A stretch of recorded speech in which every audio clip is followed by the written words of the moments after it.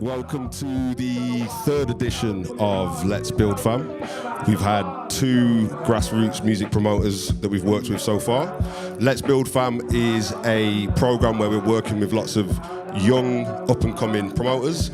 For this one, we've got my boy Alfie, a Big Nature crew, and he decided to pick Kofi Stone, legendary Brum hip-hop man. So make sure you check out Let's Build Fam over the course of the year. We've got many more installments with a lot of other grassroots promoters. But without further ado, I introduce to you Alfie and Kofi Stone.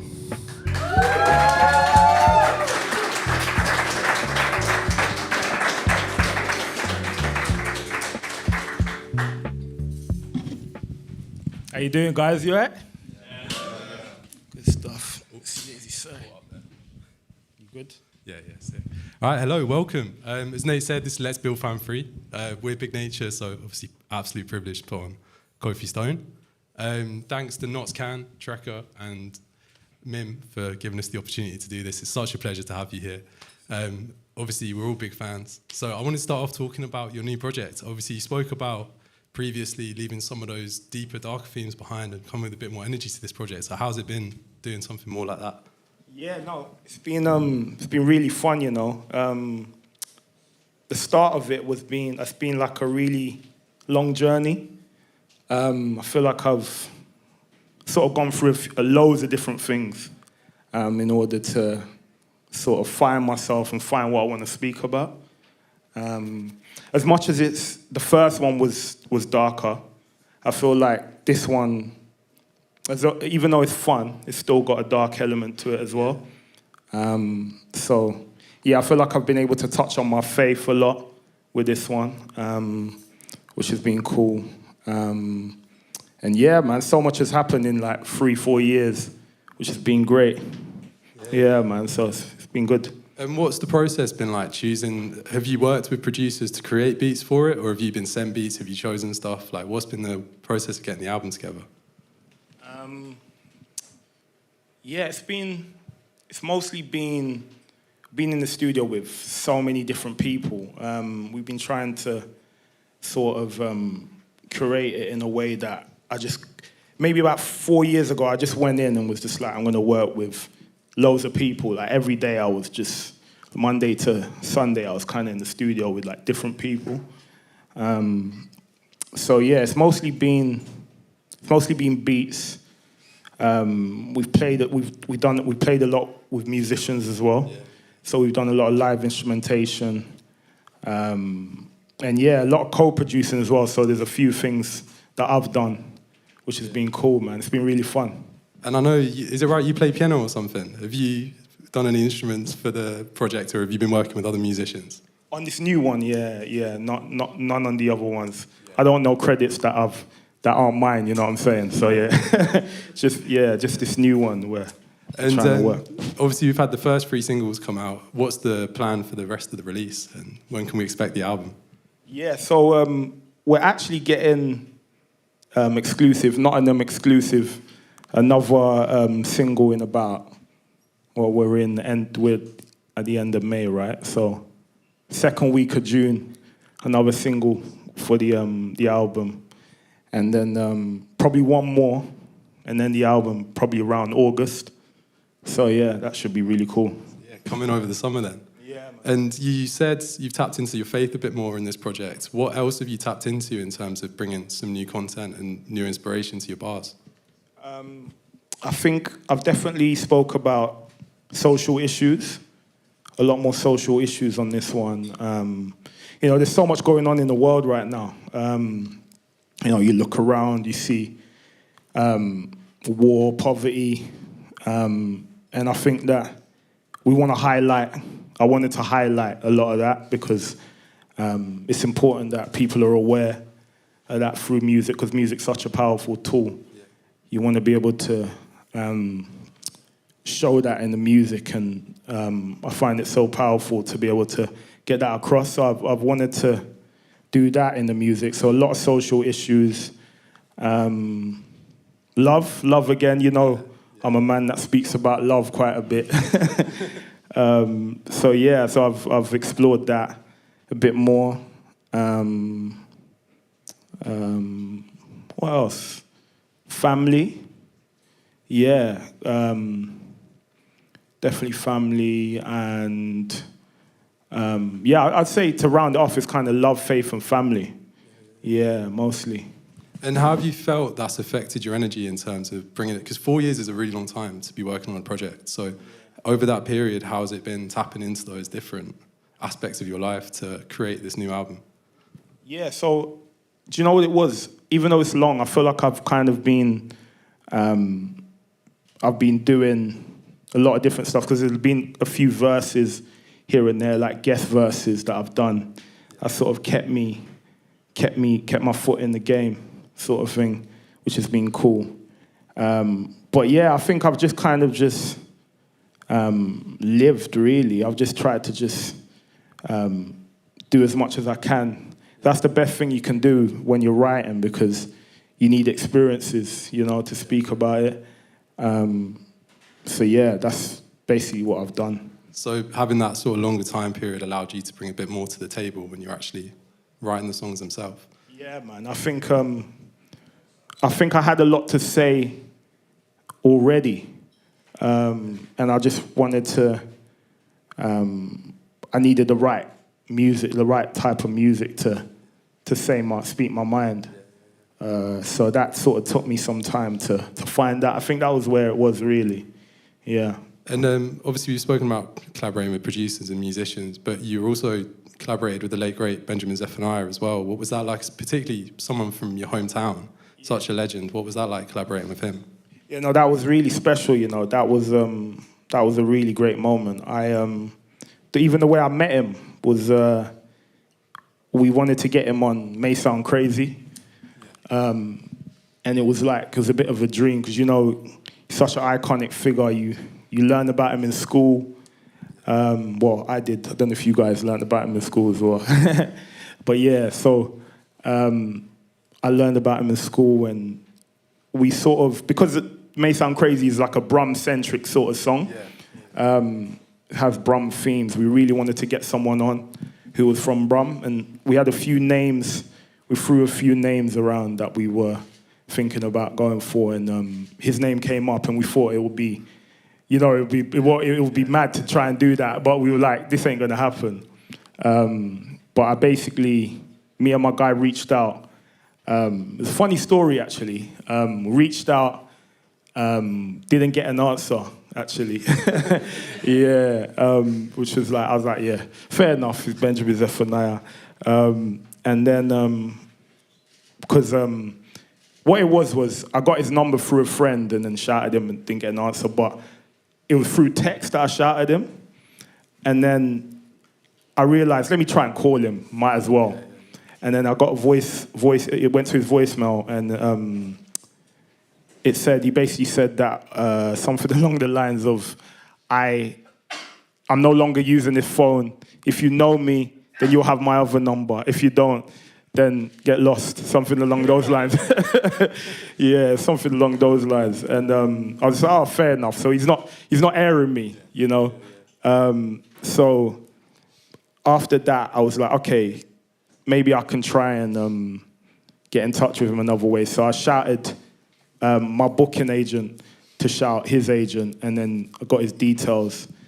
And then after getting his details, we shouted him, and he hit us back straight away. And he was like, oh, I love this.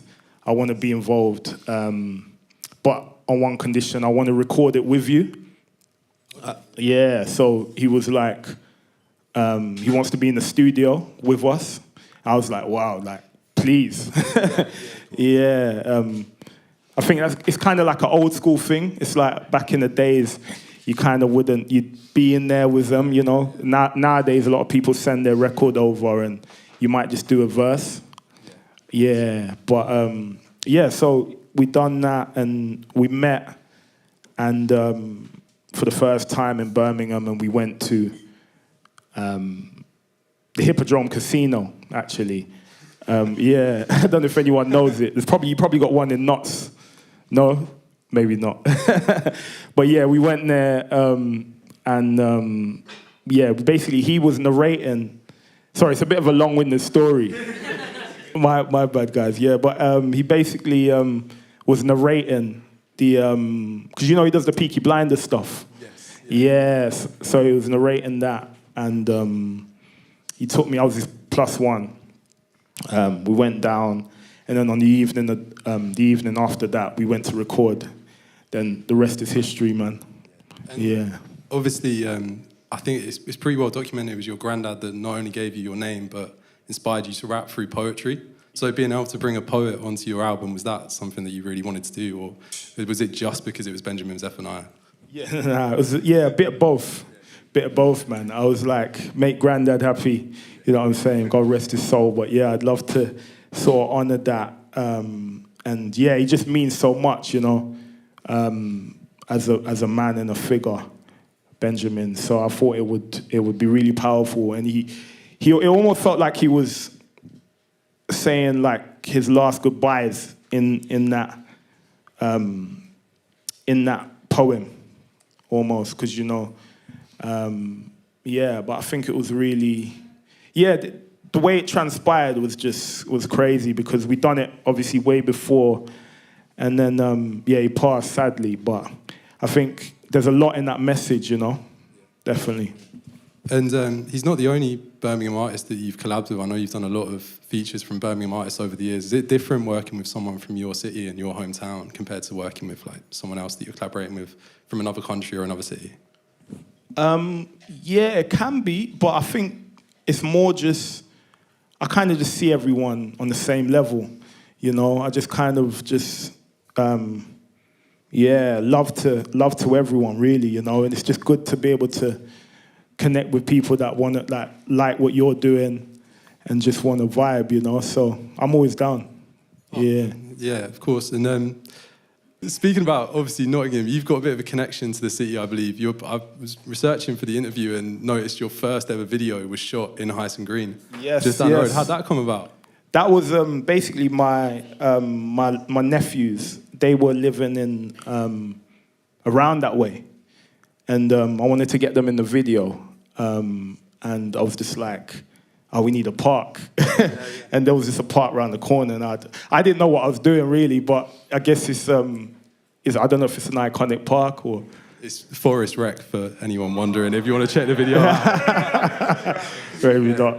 Yeah. And I noticed as well when I was watching the videos, you're credited as director for your first couple of videos. Is that something you had a big input on at first? And how was that handing it over to someone else? Because you've always put out brilliant videos right up to this new project. So how was it originally doing it yourself and then, you know, giving it to someone else to do? And how much input do you have now? Yeah, no, in the start, I kind of just, I think it was more just because we couldn't afford it. You know what I'm saying? We just had to do it all ourselves, didn't it? But out of that comes creativity, I guess. So yeah, we were kind of just, we just sort of, me and my guy Bond, going back even before that, we used to direct our videos, and then I think what happened is, I think I got a bit lazy, you know. I think I got a little bit lazy. I was just like, we're paying a bit of money here. They might as well do it. Yeah. Do you know what I'm saying? But on my most recent one, I directed that one, so not too bad. And do you have much creative direction overall in terms of like the artwork and stuff like that? Is that largely your input, or do you work with external designers and sort of let them handle it, give them a bit of a brief? So the Nobody Cares Till Everybody Does album was like, I had it in my head exactly what I wanted to see.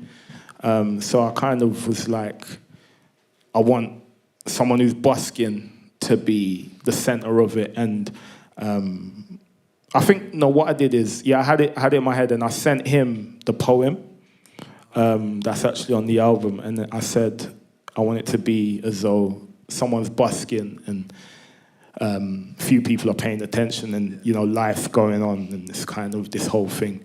I just couldn't draw it. But yeah, so he that was like sort of my vision that he brought to life. Other things, yeah, I guess I have an input in it. I sort of will generally be the same. I'd have an idea that I'd want to execute, and yeah. Okay. And you said you directed a video recently. Is that one for an upcoming single, or is that one of the recent ones you put out? Have you put out 2 so far? Yeah, so far I put out 2, 3 including Blame My Environment, which is this audio. But yeah, Black Joy is the one I directed. Yeah, and yeah. I noticed the producer, he did Ice Water with Lil Kana, is that right? And Yeah. Pit Millet tune as well. So how did you end up working with him? Is it someone because I know you've had a song with Loyal in the past. Yeah. Was it someone you met through him, or was it just a guy that you knew in the scene? Yeah, I think I knew about him through Loyal, first of all. And then I think his manager knew my publisher, and I think he sent over some beats to him, and then he sent them over to me, and it was like, Joyce made these for you. They were actually the tune with Benjamin, Black Joy, and Blame My Environment. They were in that pack. Yeah, so he sent me a pack in going back maybe lockdown times. Yeah, so he sent me them. I was just like, these are crazy. I want to try and get something. I think I wrote something to it straight away, and then I think I revisited it later because sometimes it just doesn't connect. Okay. But yeah. And I just want to circle back around to poetry. I know that you started rapping at a very early age. I was speaking to Bon about it the other day. It was like before you guys even met, when you were like 12 or something like that? Yeah. Really young. So how did you get into it, and what was it like rapping and sort of putting stuff out at that age? Yeah. Or busking as well. Obviously, we talk about busker flow. Nobody Cares and like that whole image. What was that's part of your life like? Yeah. So I started rapping maybe around 11, 10, because a family friend called Edith, I remember her, there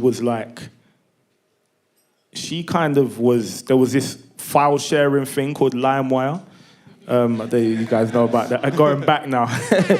And geez, that's what we needed. That's what we needed.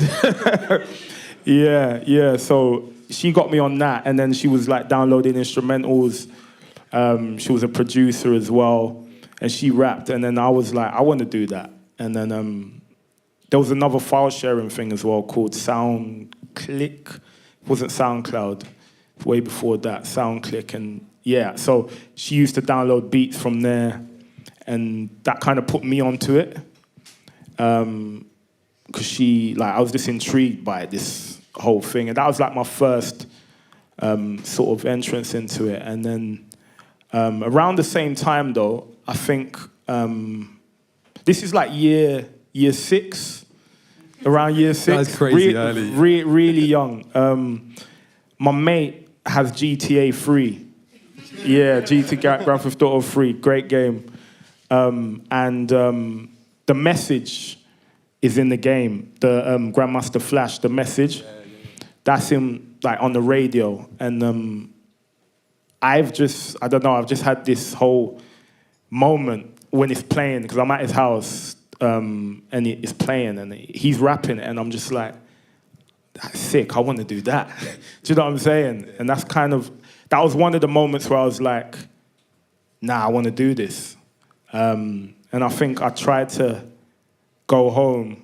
Yeah, I went home and then tried to write down the lyrics of that song and pass it off of my own sort of thing. I remember I was going around like school saying, look at my lyrics, like, child is born with no state of mind, blind to the riches. You know what I'm saying?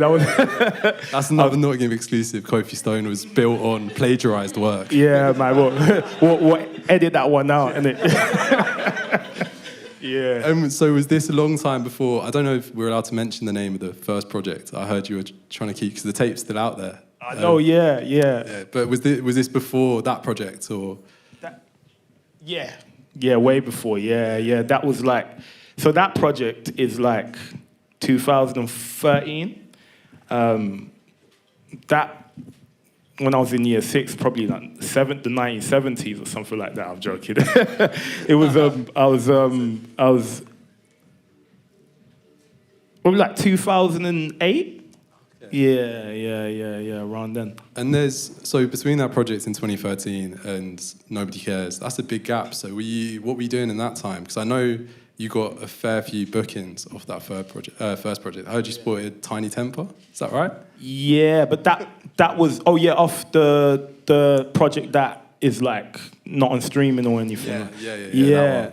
That was I was all over the place. Yeah, I was kind of just bumped into like some people in the industry, kind of finding your way, you know, as a rapper from Birmingham, not really knowing the game too much, but you know, we came up on a few opportunities. We done like there was this cypher, this rap battle sort of cypher thing in London, which was really cool.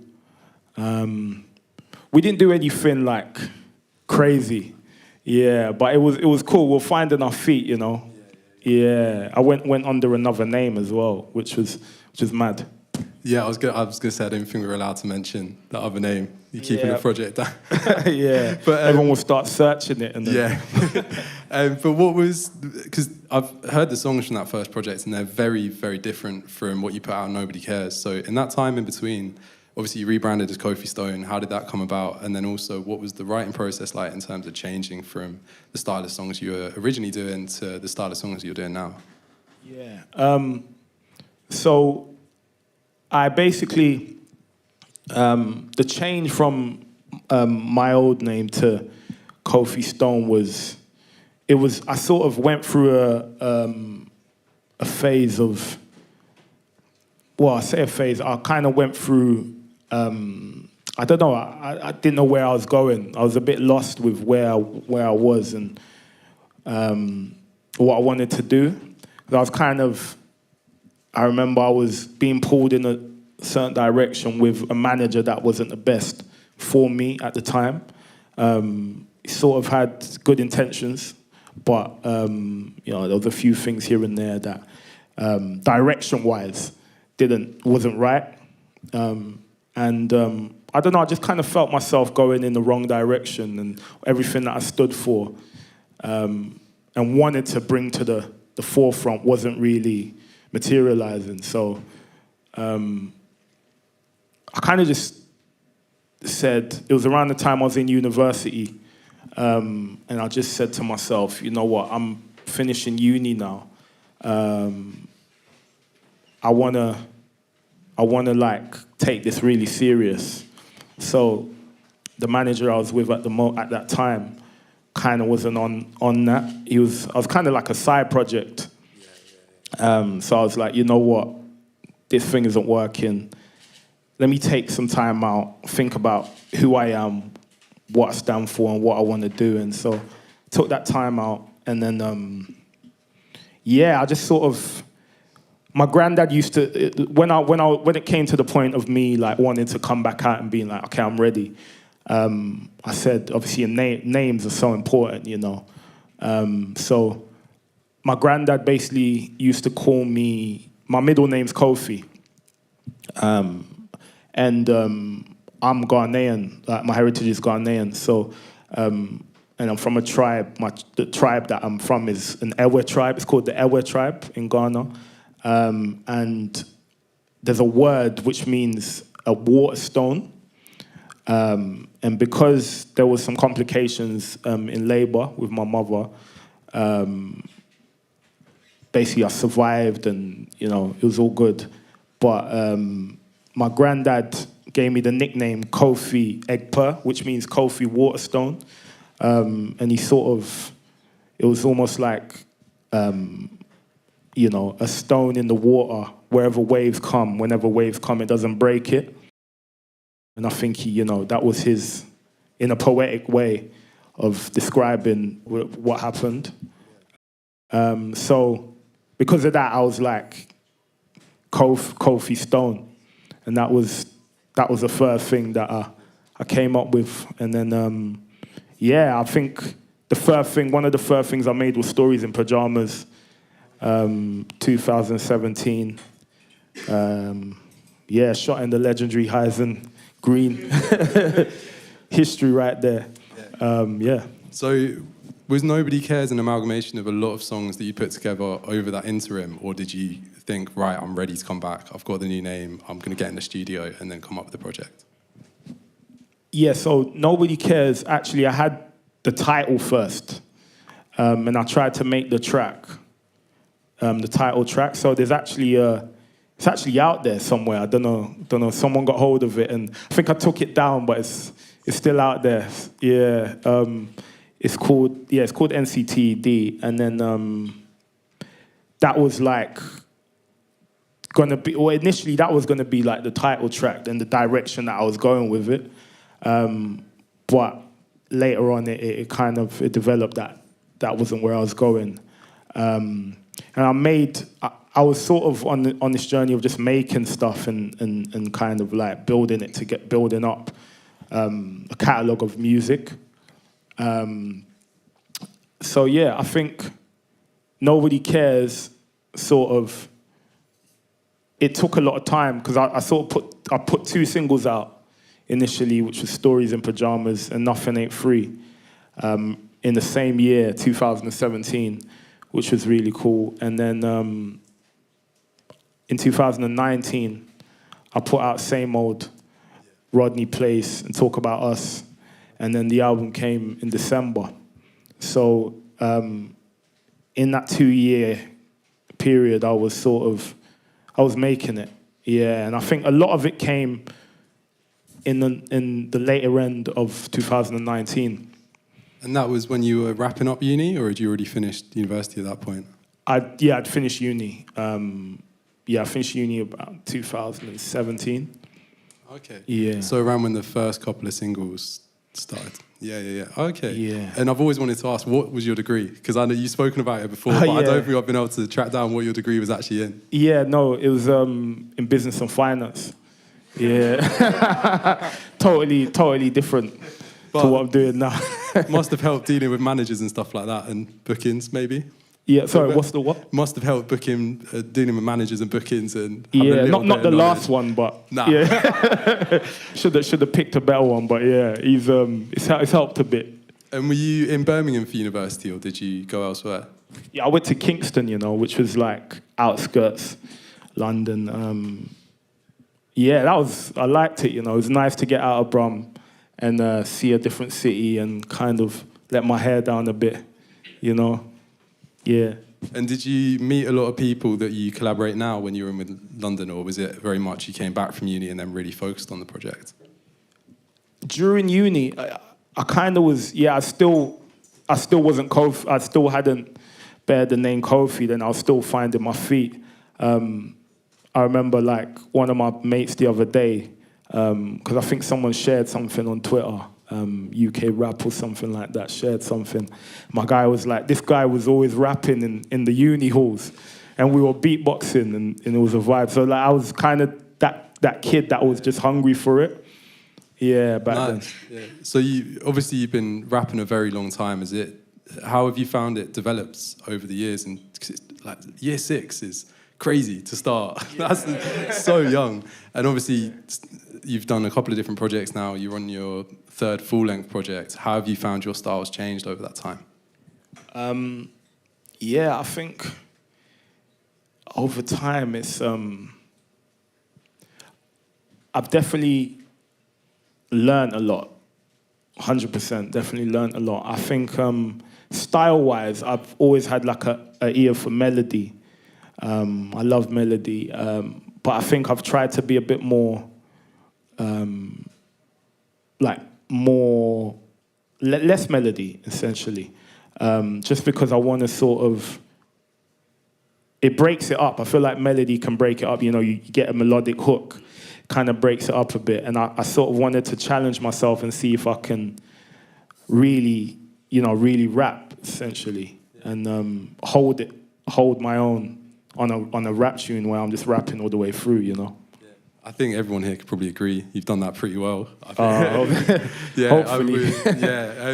honestly, some of your bars are incredible, and I wanted to ask about your live performances because I think I know a few people that have been to your shows, and from my own experiences, and you always bring the best energy. So how is it that you prepare for those shows? Because I've been to some of your gigs where either the support or the person after you, it's been a bit flat in the crowd, but when you come on, you just bring the energy and everyone comes alive. So how is it just natural, or is the work put into it to make it like that? That's kind of you, man. Thank you. I just kind of, I think I did a lot of performances early, and I realized that you kind of have to just really go for it. I think, obviously not too much, because it can sometimes be a bit cringe when someone's over try, you know what I'm saying, to trying too hard. But I just feel like it's entertainment, you know, and it's very much about how you feel. Like the songs, it's an expression of your songs. So it's important in that moment that you really express yourself, and I kind of go into that. You know, all the things I'm saying, they all have meaning. So it's almost like I'm reliving that moment. So I think maybe that adds to it. I live the words, you know. Yeah. I was going to say that must help. Obviously, the content of your lyrics is all very personal and it's very clearly thought out. So it must help being able to bring that onto the stage. Do you have you tapped into any of your granddad's poetry for writing songs at all? I haven't, no. Gave me an idea though. I want to co-produce a credit. Yeah, but you're in. You get that. Yeah. We got that on record. He's in. We spoke before about your influence being a lot of 90s stuff, a lot of sort of Erykah Badu, De La Soul, all of that, you know, Daisy Age rap. Is that something that you mostly tap into, that older stuff, or are you listening to contemporary music as well and drawing influence from those around you? Yeah, I definitely listen to contemporary music as well. I kind of, it's eclectic, I think. I think I try and take inspiration from... Sorry, that's my phone. I should put down silent, shouldn't I? It's bad. It's really bad. Sorry, guys. I think...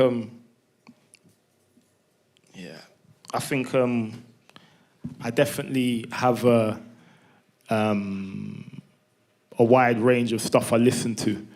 And a lot of jazz, aside from, you know, like old school stuff, 90s R&B, 90s hip-hop. But I'm trying to think what else I listen to. A lot of... So there's a difference between Afro beats and Afrobeat. Afrobeat is sort of like, you know, traditional African music, and it has a jazz element to it. Your Fela Kuti's, Ebo Taylor is another guy that I just feel is great, has a great sound. And I was listening to a lot of that growing up. My dad would play that growing up, so that's another genre that I listen to. But yeah, it's mostly hip-hop. Yeah. And was hip-hop on in the house when you were growing up, or was it jazz and then you sort of found your own path and discovered hip-hop on your own? Yeah, funnily enough, it wasn't that much, you know. Not that I sort of discovered it myself through LimeWire. So after Big E put me onto LimeWire, I was downloading all sorts, and then I think one of the main albums that really had an effect on me was Lupe Fiasco, Food and Liquor. That album just kind of, I don't know, it helped shape me in the world of where hip-hop was more about bravado and aggression. Kind of helped me know understand who I was in that world. So that was one of the pivotal albums for me. And talking about that bravado, I know a lot of MCs tend to have more of a stage personality and a stage presence, even in their writing. Do you feel like Kofi Stone is a character that you draw from yourself and other influences and have that kind of stage presence, or do you really feel like you're truly yourself when you're writing and you're on stage? Yeah, I'd say that what you see is what you get. I think that I bring both. It's like who I am on stage is who I am off stage. I feel like that. Yeah. And can you give us any influences? Obviously, you've mentioned the Lupe Fiasco album, but any influences that have particularly you've tapped into in this project on the latest music? I'd say because there's actually on this album there's a bit more. I've definitely tried to do more melody. Yeah, there's a lot more because I feel like there wasn't that much on my last project. So kind of tapped into more Andre. Yeah, Three Stacks, sort of that lane.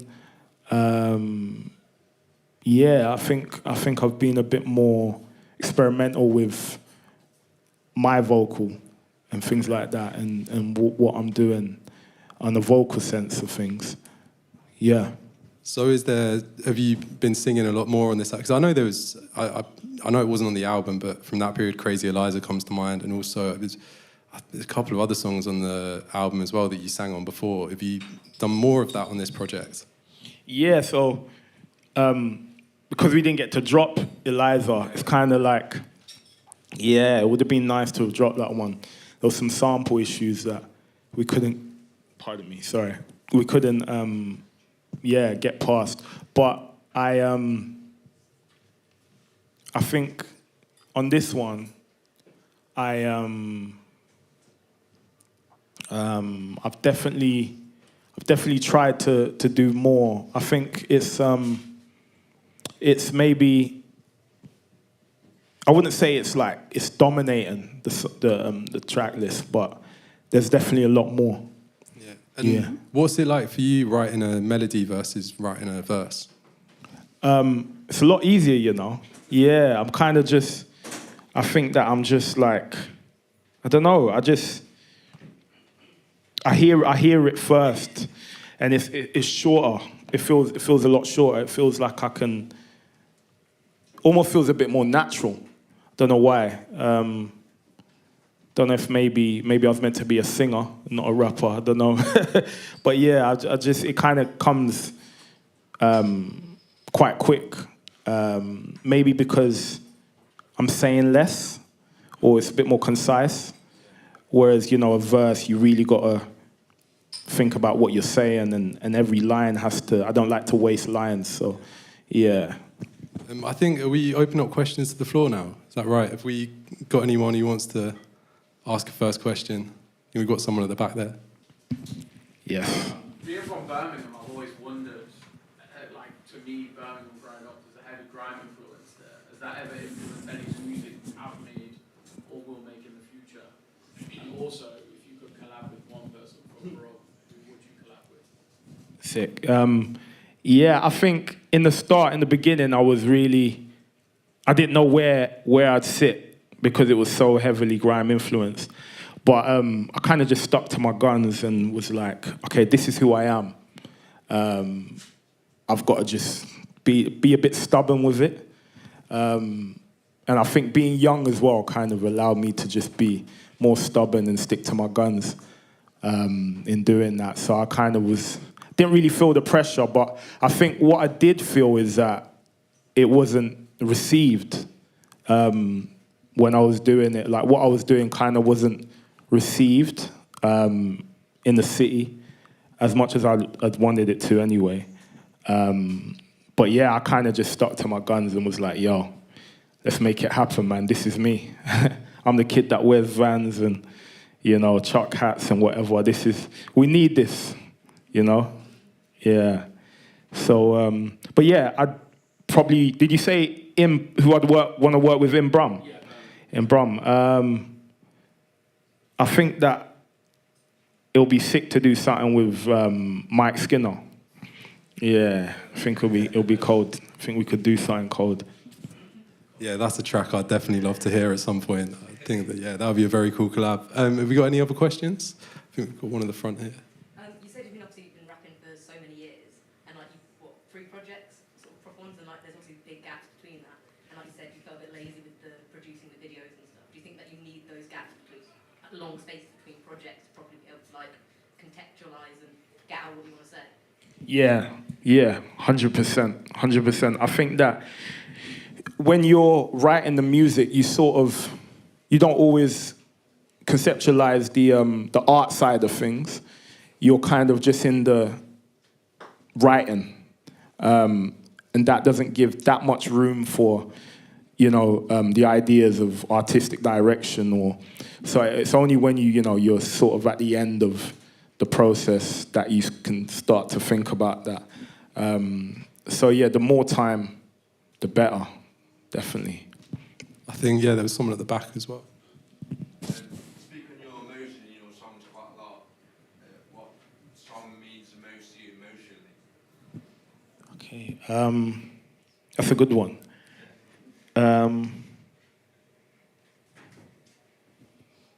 I think the song that means the most to me emotionally is I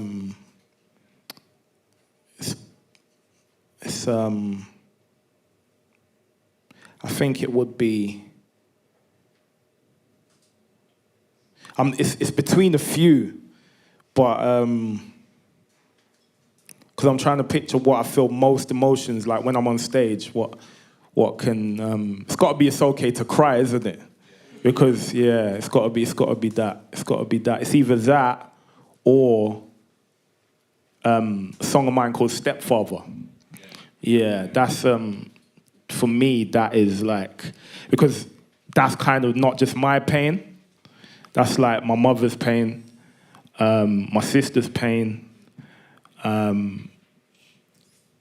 It's so, and it kind of takes me back to a moment in my life that was not so nice. So, yeah, probably that one. I'll probably put Stepfather there, then It's Okay to Cry afterwards.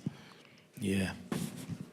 Got a question just here. It's Okay to Cry. That's one of my favourite of your tracks. I wanted to ask you about, when you're exploring these kind of themes about emotion and like the boxes that we keep locked up, how do you find opening the boxes and kind of digging through? Is it quite a cathartic process? Yeah. With what it is, it can feel really. You almost don't always want to go there because, when you're writing music, you know you're gonna have to go there, but you don't always. So it's not always a equal trade-off. Like you can go there and not write anything, but you've traded it for this emotion that you're now in for 2 or 3 days, But on the flip side of that, if you are able to pen something that is,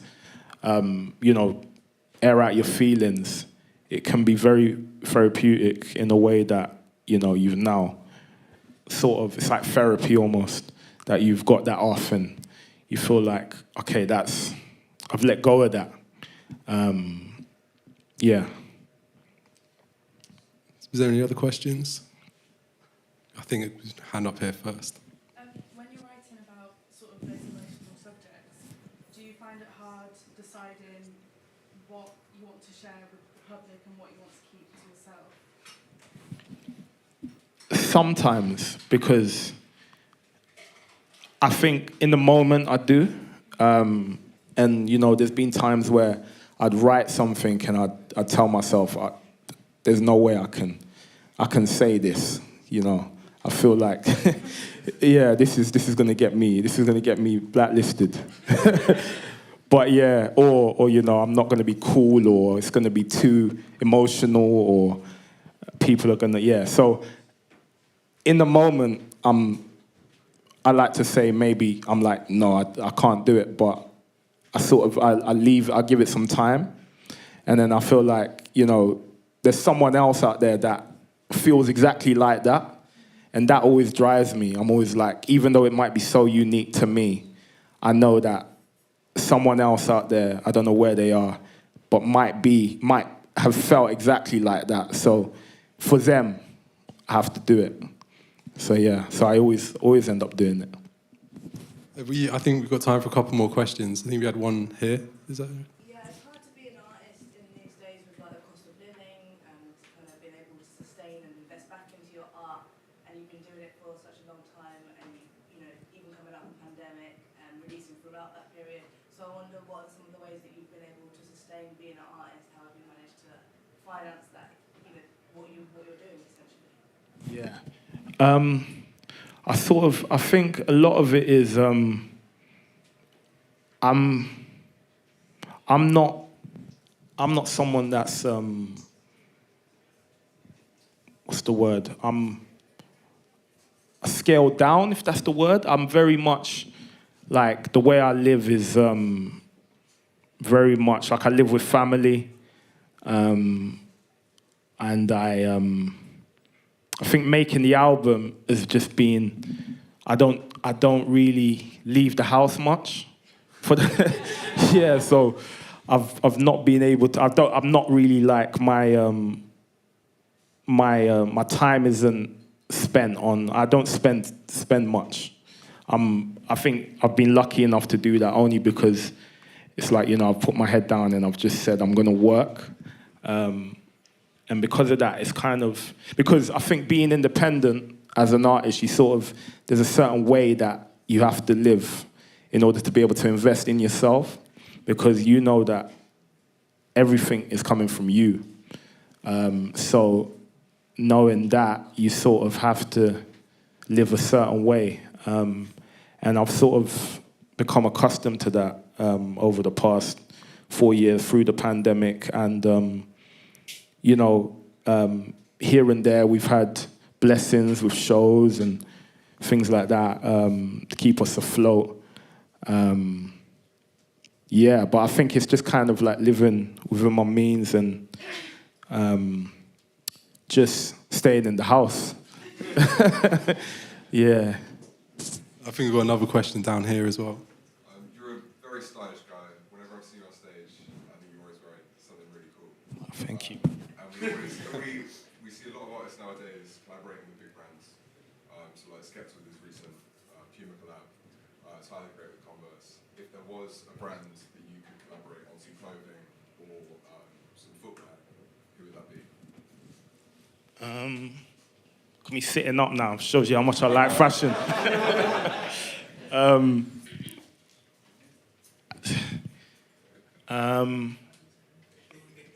Thank you, first of all. Thank you very much. That's really, really kind of you. I'm trying to think about a brand that I really like.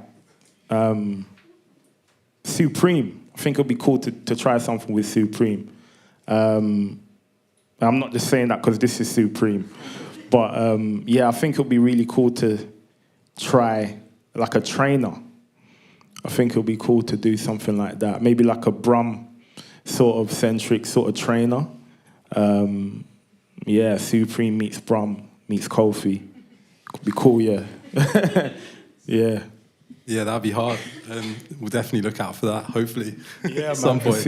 Let's see. I think we've got to wrap things up now. We've obviously got some performances coming on later. Kofi's going to be performing. We're lucky enough to bring Majula down from Manchester as well, and we've got some local artists, including Jimmy Rocket, Stan Farrer, and we've got some poets, Davina Songbird, Cara Thompson, and Kai Kapura as well. I think Kai's going to be kicking things off with some poetry. But first up, I think we're going to do some poster signing. Is that right? Yeah. So we've got way too many posters. Way too many posters. So grab I think there's some out there, and we've got some behind there as well. So while we tidy the room up, get the chairs ready for the performances, we'll get some posters signed, I think. But thanks so much for joining us. Such an incredible conversation.